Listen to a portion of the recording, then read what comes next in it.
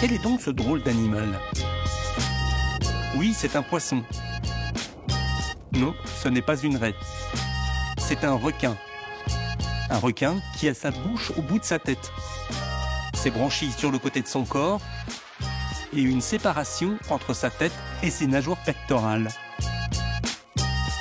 On l'appelle ange de mer commun, car sa forme ressemble à celle d'un ange. Il vit entre 5 et 150 mètres de profondeur, sur des fonds sableux ou dans les prairies sous-marines formées par la posidonie, une plante à fleurs sous-marines protégée. Il vit près des côtes et même si les adultes mesurent de 150 cm à plus de 2,40 m, il n'est pas dangereux pour les humains. Il préfère manger des petits poissons, des mollusques ou des crustacés. Il chasse la nuit en se cachant dans le sable et bondit sur sa proie quand elle passe à proximité. Sa dentition est toujours parfaite, car comme chez tous les requins, elle se renouvelle tout le temps.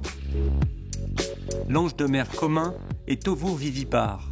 La mère produit des œufs qui se développent pendant 8 à 10 mois avant d'éclore à l'intérieur de son ventre. Elle donne ensuite naissance à une portée de 7 à 25 bébés déjà formés de 25 cm environ. C'est le mode de reproduction le plus répandu chez les requins. Autrefois, l'ange de mer était très abondant en Europe. Et c'est tant mieux, car sa présence indique un milieu marin en bonne santé. Mais aujourd'hui, il y a moitié moins d'endroits où on peut encore le trouver. En France, par exemple, il ne vit plus qu'en Corse. C'est pourquoi il a été classé en danger critique d'extinction, c'est-à-dire qu'il pourrait bientôt disparaître. Mais pour quelle raison? Parce qu'il est tué ou blessé par la pêche et parce que la taille de son habitat naturel diminue. Oui, de plus en plus abîmé par les activités humaines. Un plan d'action a été mis en place et vise à diminuer la mortalité des anges de mer suite aux captures, à identifier et préserver leurs habitats et créer des lois dans différents pays pour mieux le protéger. Et toi, tu peux éviter de manger du requin et dire à tes parents de ne pas jeter l'ancre dans son habitat. Et ouvre bien les yeux.